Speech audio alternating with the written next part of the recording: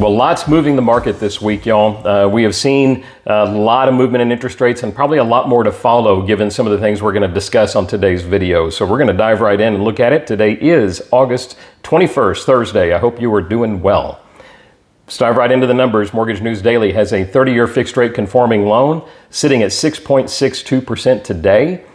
We were sitting at 6.56% 1 week ago, y'all. We were at 6.78 30 days ago. So we're a little bit lower than we were a month ago, but we've been trending higher, particularly since that stronger than expected PPI number that we got on the 14th, showing an above average or above expectation read on wholesale inflation.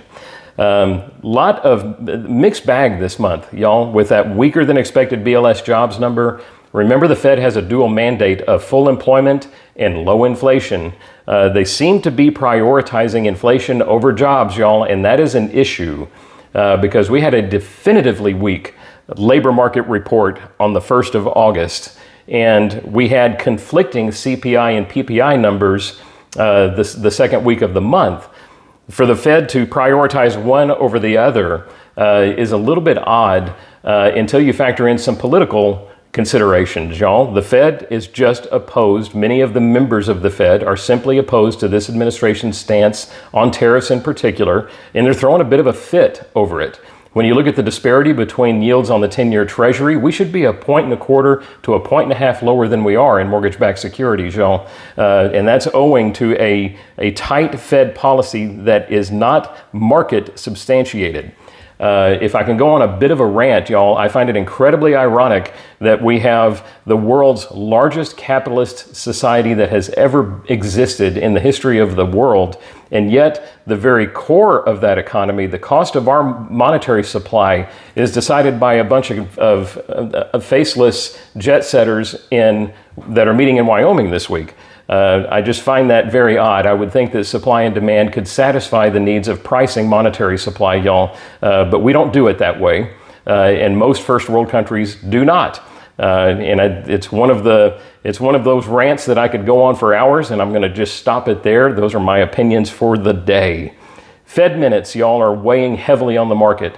These are the Fed minutes from 7/3, so that meeting predated the stronger than expected PPI and the weaker than expected BLS jobs number. So we're not entirely certain where the Fed is. We'll get a good read on that when we get Chairman Powell's keynote address tomorrow.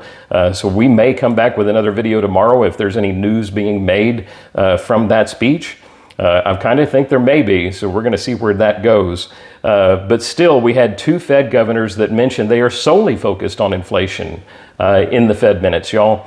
If they're no longer looking seriously at the jobs numbers, y'all, and they're prioritizing inflation, again, that is likely more political than it is economic driven. So the data suggests the Fed should be moving, y'all. The fact that they haven't has been a constant conversation on this video.